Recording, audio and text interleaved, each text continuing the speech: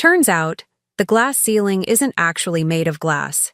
It's made of your boss's mistress's rear end as she climbs over your desk to get to the corner office you spent 5 years earning. My name's Ruth Caldwell, and last Friday at 4:30 in the afternoon, I watched 18 months of 70-hour work weeks get flushed down the corporate toilet so my married boss could give my job to the 26-year-old he's been taking to client dinners at boutique hotels with the company Amex. The really hilarious part? He did it over Zoom. Didn't even have the spine to demote me in person. Just Silas Ramsey's silver fox face filling my laptop screen, spouting buzzwords about organizational restructuring and leveraging emerging talent, while little Miss Bryn, executive assistant turned executive something else, smirked in the background, literally twirling her shiny new VP of marketing badge like she'd won a pageant crown instead of sleeping her way into my career. 5 years. 5 years of pitching campaigns at 7 in the morning and closing deals at 11 at night. 5 years of making Silas look brilliant in boardrooms while he took credit for strategies I'd drafted at 2 a.m. fueled by cold brew and spite. 5 years of watching this tech company's marketing revenue triple under my direction, only to get told I'm being transitioned into a senior advisory role, which is corporate speak for, we're putting you in a closet-sized office with no direct reports so you'll quit and we won't have to pay severance. The advisory role came with a 30% pay cut, by the way. Very generous of them. I sat there in my home office, the one I'd been working from since the pandemic because apparently being physically present wasn't necessary when your ideas could be stolen remotely, and watched Silas's mouth move. Something about fresh perspectives and new energy. Fresh perspectives. The man hasn't had a fresh perspective since he figured out how to expense his affair as business development. New energy. Sure, if by energy you mean whatever Bryn learned from watching too much reality TV, and thinking confidence means talking over everyone in meetings while contributing nothing of substance. Ruth, you're a team player, Silas said, using that patronizing tone that made me want to reach through the screen and adjust his tie until it was a noose. I know you'll support Bryn as she steps into this expanded role. Your mentorship will be invaluable. Mentorship. He wanted me to train my replacement, to hold the hand of the woman who'd been holding something else entirely for the past 1.5 years, while I actually did the job she was about to get credit for. The audacity was almost impressive. Of course, I said, smiling so hard my face hurt. I'm always happy to help the team succeed. That's the thing about corporate America. You can't just tell your boss he's a walking HR violation with a God complex and an expense account he treats like a personal piggy bank. You have to smile. You have to nod. You have to say thank you for this opportunity when what you really mean is, I hope your next performance review is conducted by a federal investigator. The call ended. Bryn waved goodbye. Actually waved like we were friends. Like she hadn't spent the last 18 months showing up to executive meetings in progressively more expensive designer outfits that definitely didn't come from an assistant's salary. Like I hadn't noticed the way she and Silas would disappear during conferences for strategy sessions that apparently required king-sized hotel beds and champagne room service. I'm not stupid. I've been watching this train wreck in slow motion since last spring, when Bryn started getting invited to client dinners I'd set up. When her performance reviews started happening behind Silas's closed office door for suspiciously long periods. When the company credit card statements, which I still had access to because nobody bothered to revoke my finance portal permissions, started showing charges at the Four Seasons on nights when Silas had texted the team about working late on proposals. Working late.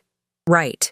The only thing Silas was proposing involved significantly less clothing than your average PowerPoint presentation. But here's what made the whole situation absolutely perfect in its awfulness. Silas had no idea who he was actually screwing. And I don't mean Bryn. See, 5 months ago, I'd stayed late to finish a budget report. Everyone else had gone home. The executive floor was dark except for my office and one other, Silas's corner suite, where light spilled from under the door. I was walking past to use the good coffee machine when I heard voices. Silas's voice.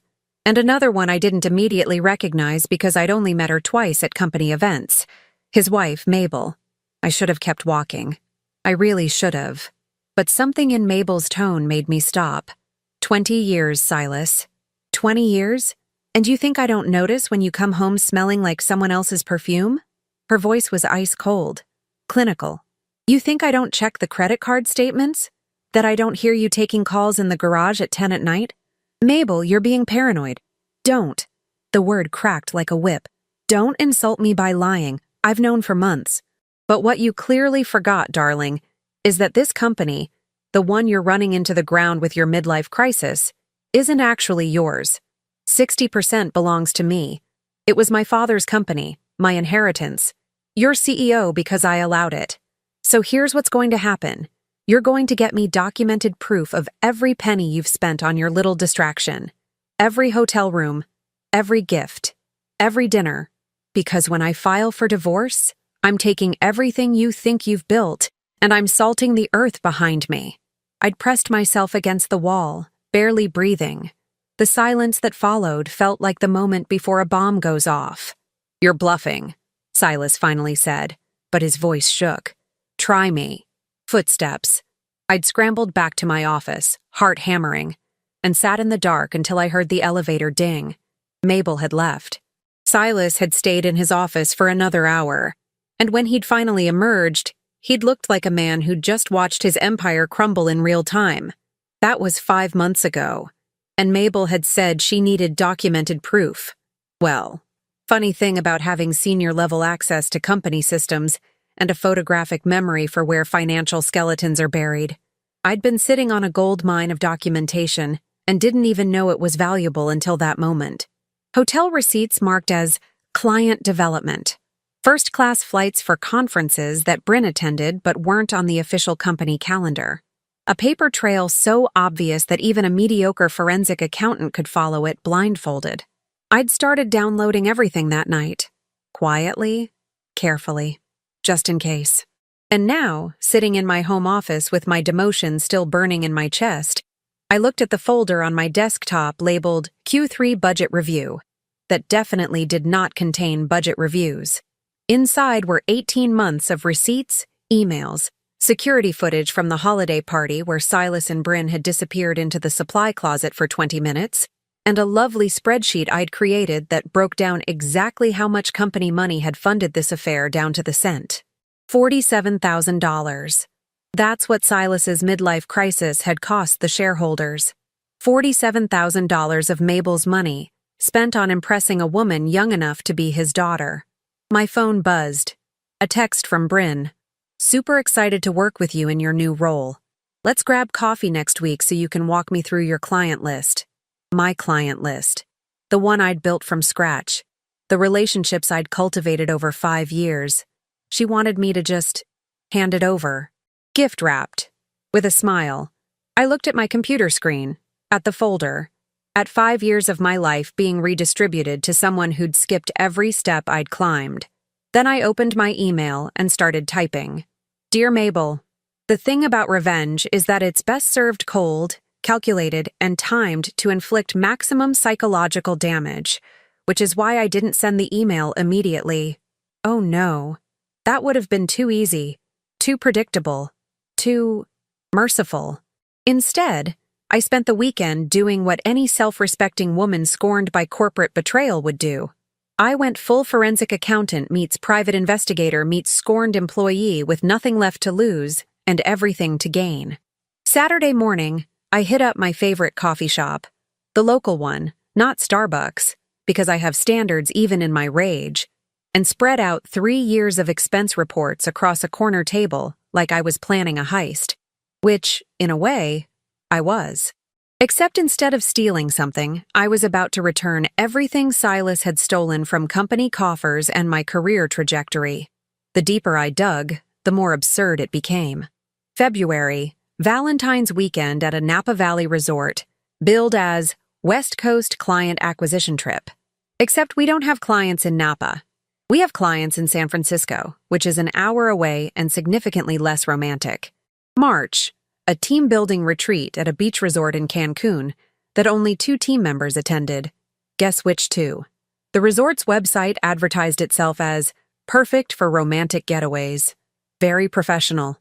April brought my personal favorite, a $3,200 charge at Tiffany's marked as client appreciation gift. I'd cross-referenced our client database. We'd closed exactly 0 deals that month that would warrant a Tiffany's gift. But Bryn had shown up to the office the following week wearing a bracelet that cost more than my monthly car payment. I photographed everything, time-stamped it, cross-referenced dates with Silas's calendar, which he'd never bothered to make private because apparently he thought being CEO meant being untouchable. Created a secondary spreadsheet that showed our actual marketing department's performance metrics during the affair period. Spoiler alert, they'd gone up 37%, and Bryn had contributed exactly nothing to that growth, except perhaps stress-related motivation on my part. Sunday evening, my mom called. "Ruth, honey, you sound tired. Are you working too hard again?" "Actually, Mom, I got demoted Friday." Silence. Then, "They what?" I explained. Left out the affair part because my mother has a heart condition and I didn't need that on my conscience. But I told her about Bryn getting my job, about the pay cut, about being asked to mentor my replacement. "That's illegal," Mom said immediately. "You should sue. I'm working on something better than a lawsuit." Ruth Eleanor Caldwell, what are you planning? Nothing illegal, I promise. Just strategic information sharing with concerned stakeholders. I don't like that tone. That's your, I'm about to do something that will either be brilliant or get you arrested tone. It's definitely the first one, Mom. Probably. Monday morning arrived. I woke up to a text in the company group chat from Bryn. Team meeting at 9 a.m. Excited to share my vision for the department's future. Donuts in the conference room. Her vision. For my department. The department I'd built from 3 people and a shoestring budget into a 12-person operation that generated 40% of the company's revenue. But sure. Bryn, please share your vision that you downloaded from a LinkedIn influencer's motivational post. I showed up at 8:55. The conference room was full, my entire team looking confused and uncomfortable. Bryn stood at the head of the table wearing a blazer that cost more than her first 3 months' salary combined. Silas sat in the corner looking smug. "Ruth!" Bryn's smile was all teeth, no warmth. "I saved you a seat." She'd saved me a seat. At the back. At my own team meeting. In the department I'd built. I smiled back. How thoughtful. The meeting was exactly as painful as expected. Bryn spent 45 minutes presenting new initiatives that were actually strategies I'd proposed 6 months ago that Silas had rejected. Except now they were brilliant ideas because they came from someone he was sleeping with. My team kept glancing at me, bewildered. Marcus, my senior strategist, actually started to speak up. "Wait, isn't this the same campaign Ruth pitched in March?"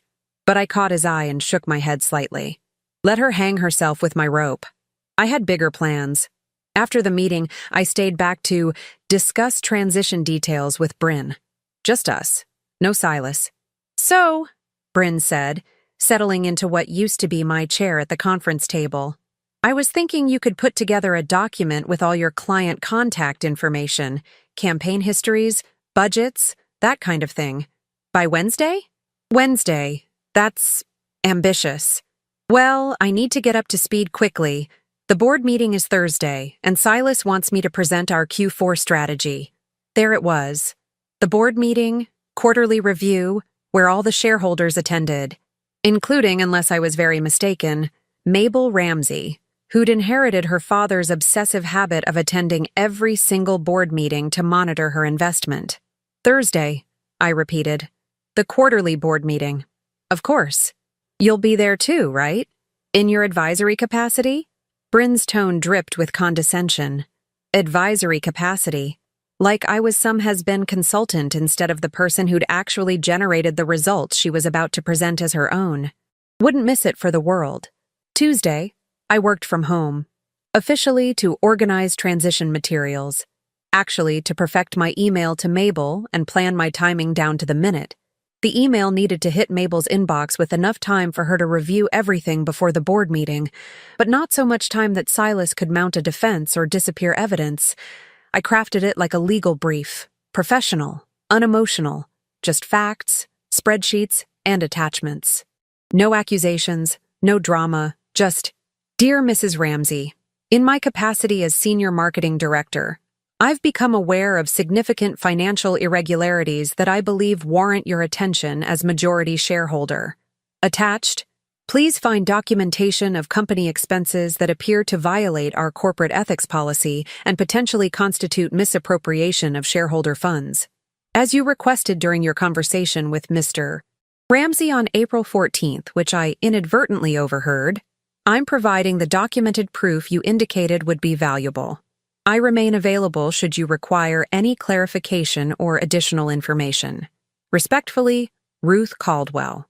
Professional. Helpful. Absolutely devastating. I scheduled it to send Wednesday at 2 p.m. That gave Mabel exactly 26 hours to review everything, consult with lawyers, and prepare whatever nuclear option she had planned for the Thursday board meeting at 4 p.m. Wednesday morning, Bryn sent another group chat message. Can't wait for tomorrow's presentation. Ruth, did you finish that transition doc? I had finished it. It was thorough, detailed, and complete with footnotes about which strategies had actually worked versus which ones Bryn was about to propose that I knew would fail because I'd already tested them. But I sent it anyway. Let her walk into that board meeting confident and clueless. At 2 p.m. Wednesday, my email sent. At 2:47 p.m., my phone rang. Unknown number. Ruth Caldwell? The voice was cool, controlled, familiar from that night I'd eavesdropped. Mrs. Ramsey, call me Mabel, and call your lawyer. We need to talk about your future with this company. Your actual future, not the insulting demotion my soon-to-be ex-husband engineered. Are you free tomorrow at 2 p.m.? Before the board meeting? My heart hammered. I am now. Good. Come prepared to discuss your vision for the marketing department under new leadership. Mine. The call ended.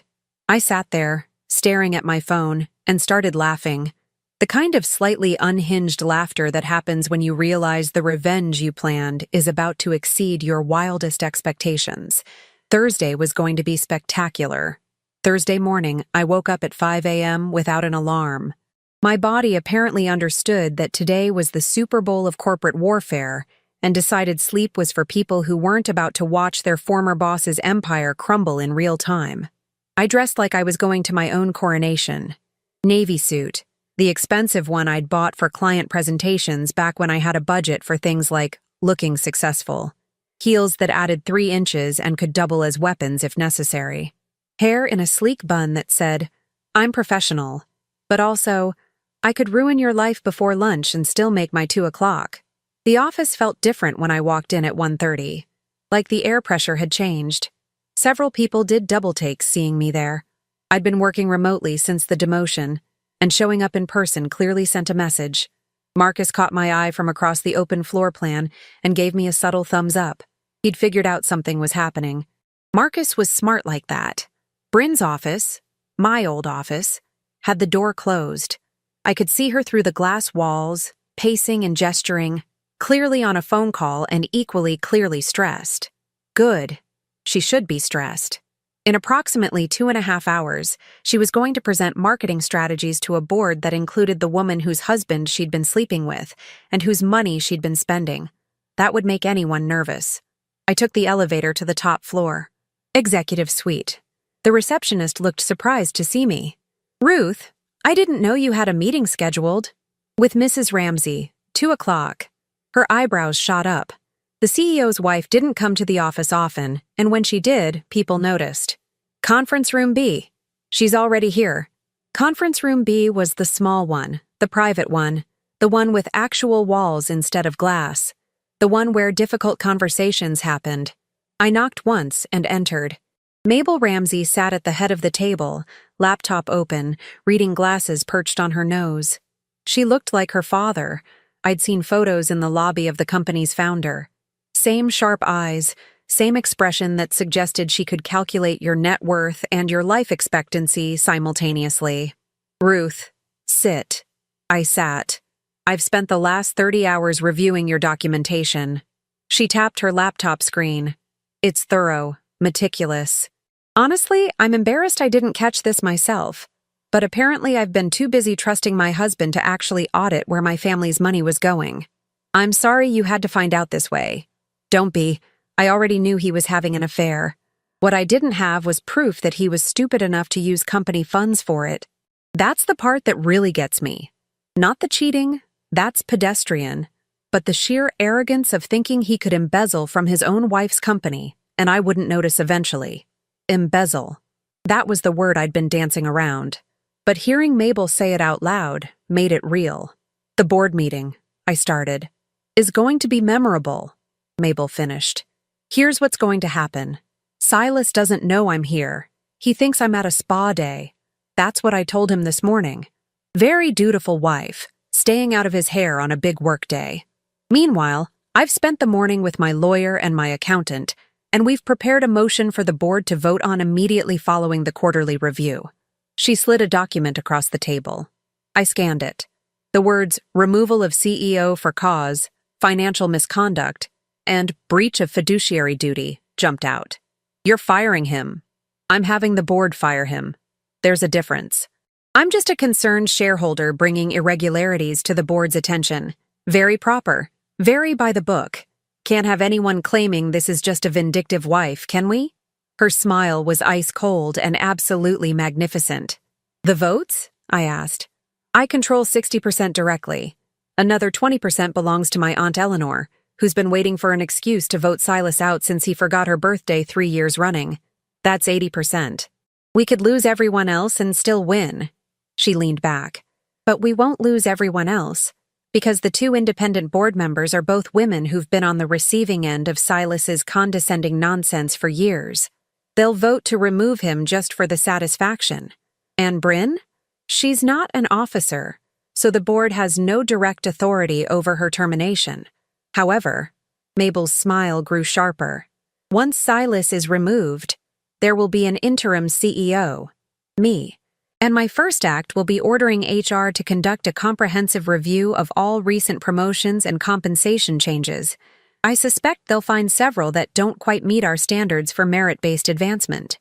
I felt something dangerous bubbling up in my chest. Hope. You want me to stay. I want you to run the department you built, properly this time, with appropriate compensation, budget authority, and a seat at the executive table. She pushed another document toward me. This is a contract offer. VP of Marketing. 20% salary increase from your original position. Not the insulted one they tried to stick you with. Full benefits, profit sharing, and a clause that specifies you report directly to the CEO, not through any intermediary who might feel threatened by your competence. I stared at the numbers, the title, the everything I'd wanted for 5 years, right there in black and white. There's a catch, I said, because there's always a catch. The catch is that I need you to be brilliant starting immediately. This company has been coasting on your ideas while Silas took credit and Bryn took selfies. I need someone who can actually run marketing, not just talk about running it. Can you do that? I've been doing it for 5 years. Now I'll just get paid appropriately for it. Excellent. Mabel closed her laptop. The board meeting starts at 4. The quarterly review will take about an hour.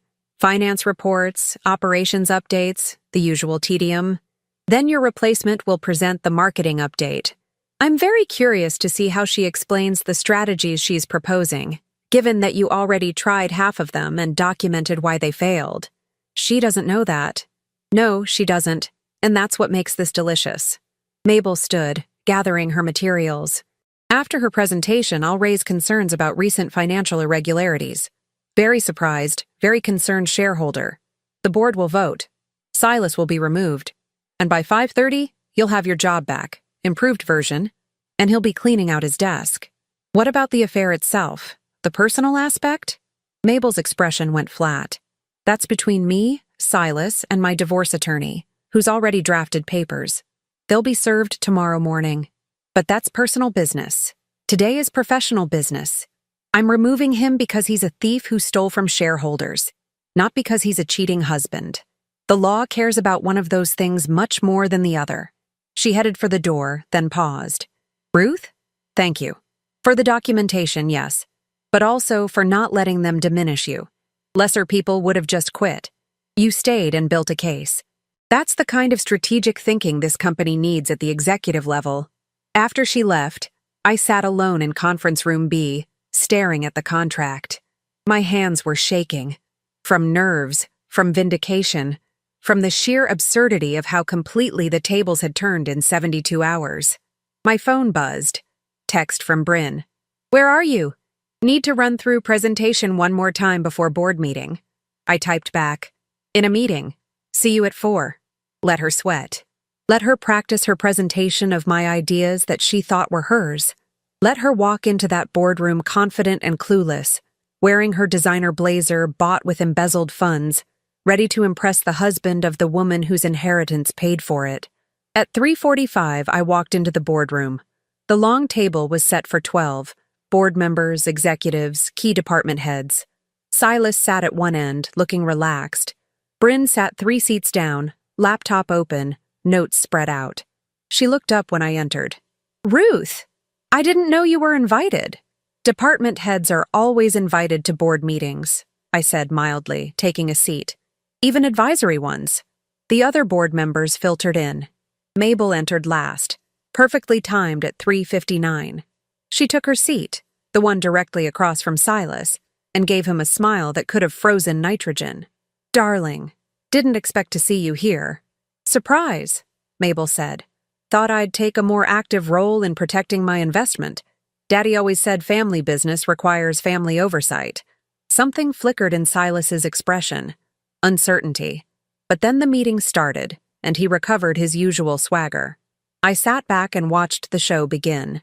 The quarterly board meeting unfolded exactly like every other quarterly board meeting I'd ever attended, which is to say it was spectacularly boring right up until the moment it became the most entertaining hour of my professional life. Finance went first. Revenue up 8%. Expenses down 3%. Very sustainable. Much growth. The CFO droned on about EBITDA and cash flow while I watched Bryn fidget with her notes, clearly anxious to get to her presentation. Silas kept glancing at Mabel, who sat perfectly still, taking occasional notes on her tablet, the picture of an engaged shareholder doing her due diligence. Operations presented next. Supply chain improvements, vendor negotiations, efficiency metrics.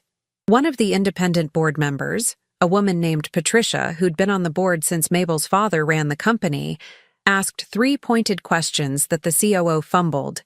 Patricia looked unimpressed. Mental note. Patricia definitely fell into the tired of Silas's condescension category Mabel had mentioned. Then came marketing. "And now," Silas said, beaming like a proud father, "I'd like to introduce our newest VP of Marketing, Bryn, who's going to share her vision for the department's strategic direction in Q4 and beyond." Her vision. I bit the inside of my cheek to keep from smiling. Bryn stood, smoothed her blazer. Chanel, if I wasn't mistaken, definitely not on a VP's salary, even with the inflated one she'd probably negotiated, and launched into her presentation. "The marketing landscape is evolving rapidly," she began, clicking to her first slide. "To stay competitive, we need to embrace innovative approaches that leverage emerging platforms and authentic engagement." Buzzwords. Just buzzwords. No actual strategy yet.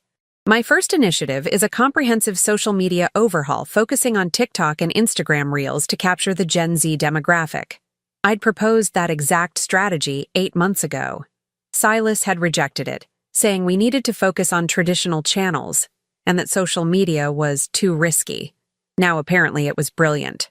Marcus, sitting 2 seats down from me, coughed into his hand. It sounded suspiciously like bullshit. Bryn continued, oblivious.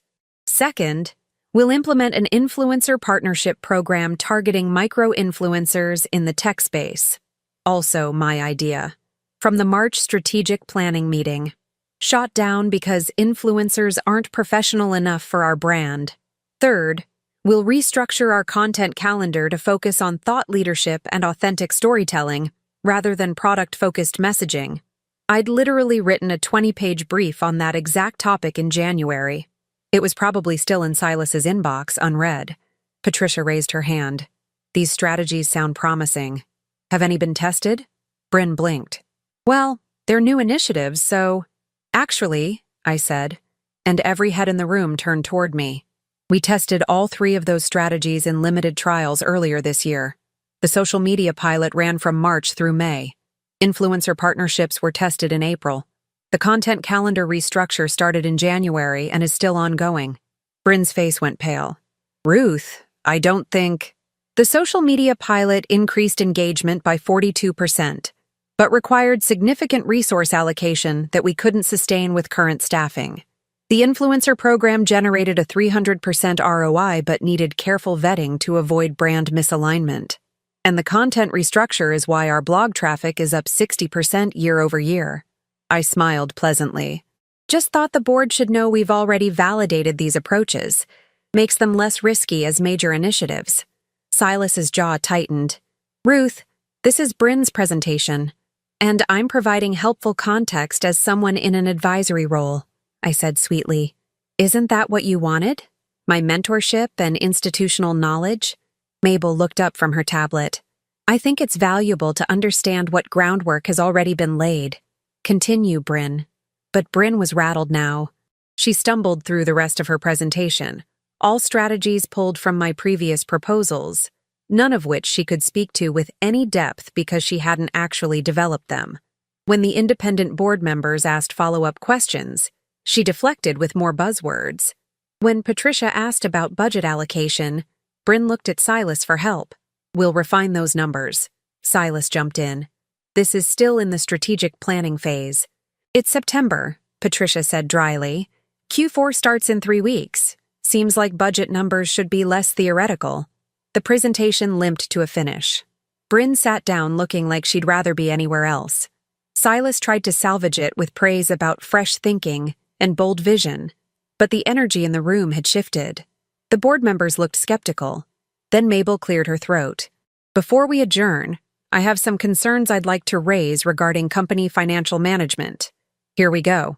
In reviewing recent expense reports as part of my shareholder oversight responsibilities, I've identified irregularities that I believe warrant immediate board attention and action. She tapped her tablet, and the screen at the front of the room switched from Bryn's presentation to a spreadsheet. My spreadsheet. Over the past 18 months, approximately $47,000 in company funds have been charged to corporate accounts for expenses that don't align with legitimate business purposes. The spreadsheet showed every hotel, every dinner, every gift, color-coded by expense type and cross-referenced with actual business outcomes. Silas went white. Mabel, this is hardly the time. This is exactly the time, Mabel said, her voice sharp enough to cut glass. This is a board meeting. These are shareholder funds.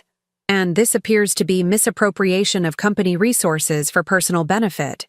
She clicked through the documentation. Hotel stays with no corresponding client meetings. Dinners for two charged as team events. Gifts purchased with no recipient documentation. All of it laid out in excruciating, undeniable detail. Who compiled this? Patricia asked, leaning forward.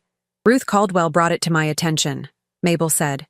As someone with finance system access and institutional knowledge of our client relationships, she was able to identify charges that didn't correspond to actual business development. Every eye turned to me. I kept my expression neutral, professional, the picture of a concerned employee doing her due diligence. This is a misunderstanding, Silas said, his voice strained. These are all legitimate business expenses. Then you can explain the Napa Valley resort stay in February, Mabel interrupted. We have no clients in Napa. The trip wasn't on the company calendar, and it was billed as client acquisition for an acquisition that never happened. Or the Tiffany's purchase in April, Patricia added, scanning the spreadsheet on her own tablet now. Marked as client appreciation but with no client name attached. Or the Cancun retreat that only 2 employees attended. Another board member chimed in. Silas looked around the table, trapped. I can provide documentation. Please do, Mabel said coldly.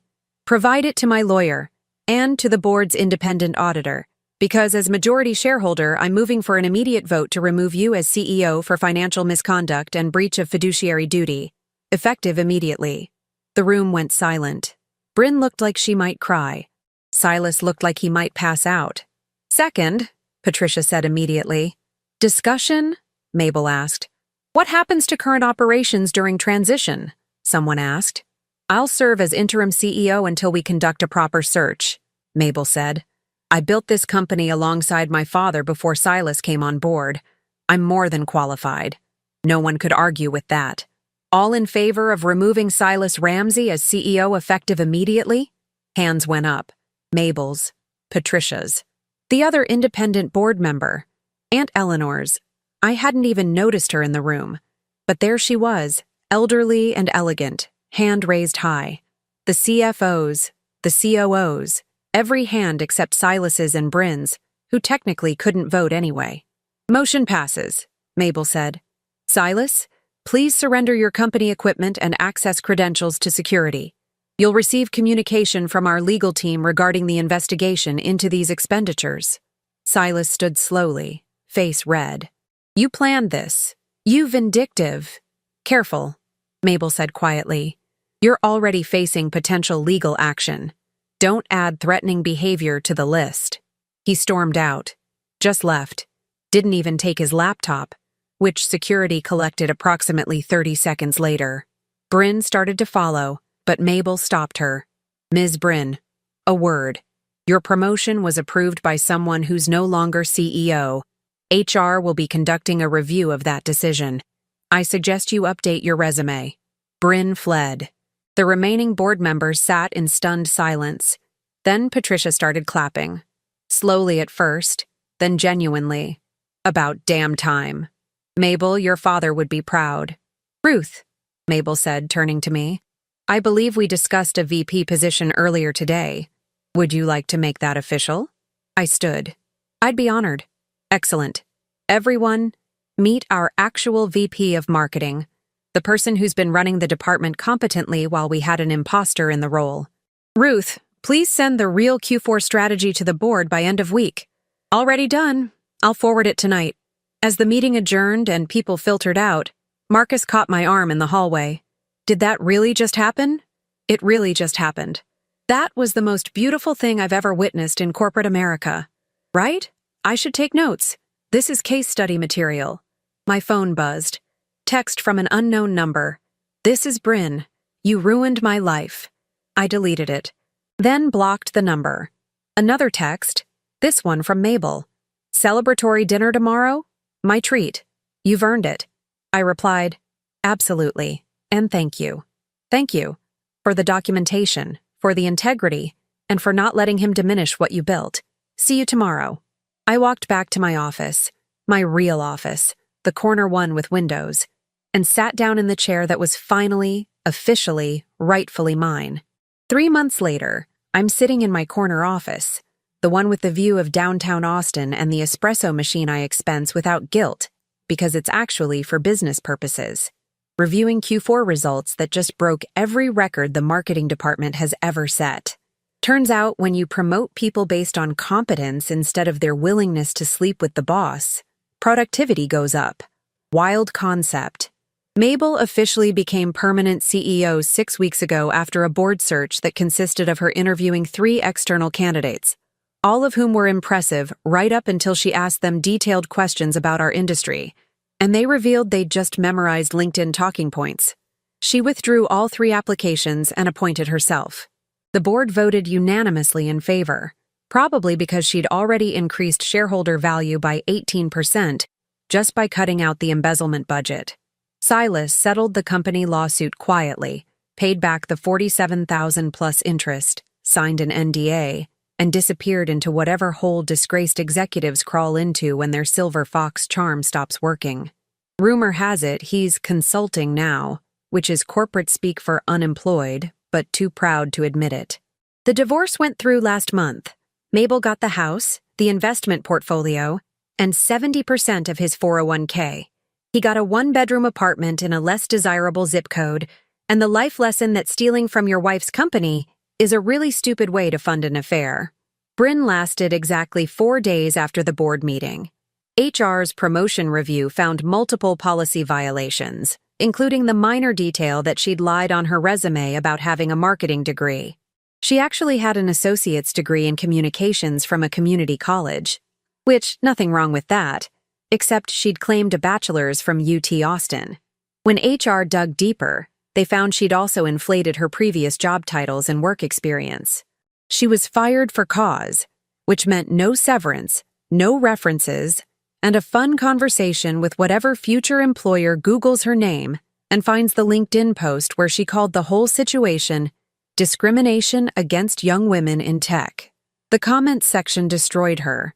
Turns out publicly claiming discrimination after being caught committing resume fraud while sleeping with the married CEO is not the winning strategy she thought it would be. My team threw a small celebration the day she cleaned out her desk. Marcus brought champagne. I allowed it because watching karma work in real time deserves champagne. The department I built is thriving. We hired 3 new strategists, 2 content creators, and a social media manager who actually knows what she's doing. Our Q4 campaign increased revenue by 32%.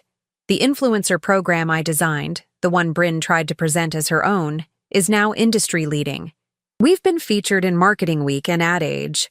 I've been asked to speak at 2 conferences next quarter about building authentic brand engagement in tech spaces. Authentic. That word feels appropriate. Last week, Mabel and I had lunch at this ridiculously overpriced farm-to-table place downtown, where everything is locally sourced and costs 3 times what it should. Her treat, she insisted, because apparently successfully staging a corporate coup warrants celebration salads. You know what the funniest part is? Mabel said, stabbing an heirloom tomato that probably cost $12. I actually feel bad for Silas. Not sorry. Bad for him. Like watching someone self-destruct over something so preventable and stupid. The affair or the embezzlement? Both. Either. Take your pick. She shook her head. 20 years of marriage, a successful career, respect in the industry, and he threw it all away for what? A girl half his age who lied about having a college degree and couldn't execute a marketing strategy if her life depended on it? Midlife crisis is a hell of a drug. Apparently. She paused. I meant what I said at the board meeting, by the way. My father would be proud. Of both of us. You for having the integrity to bring this forward. Me for having the spine to act on it. I had selfish motivations, I admitted. I wanted my job back. Selfish and ethical aren't mutually exclusive. You wanted your job back, so you documented financial fraud. That's just efficient multitasking. We'd laughed. Real laughter. The kind that comes from surviving something absurd together and coming out stronger on the other side. Here's what I learned from this entire dumpster fire of an experience. Corporate America rewards confidence over competence right up until the moment someone with actual power demands receipts. Then suddenly competence matters again. Funny how that works. I also learned that revenge, when executed properly, doesn't require drama or confrontation or burning bridges. Sometimes revenge is just being good at your job, documenting everything, and knowing exactly which shareholder to email when your boss mistakes embezzlement for employee benefits. My mom called yesterday, asking if I was still working too hard. I told her I got promoted, left out the corporate espionage part because mothers worry, and she cried happy tears and said she always knew I was destined for executive leadership. She's not wrong. But the path there turned out to be significantly more interesting than business school prepared me for. Marcus just knocked on my office door with the latest campaign metrics. We exceeded projections by 40%. Again. The team is celebrating with happy hour at that bar downtown that has trivia on Thursdays. I'm going. Because I can.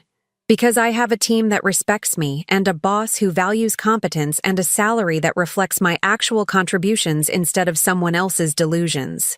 And because sometimes the best revenge isn't elaborate or dramatic, it's just showing up, doing exceptional work, and watching the people who underestimated you realize exactly how much they lost when they tried to diminish you.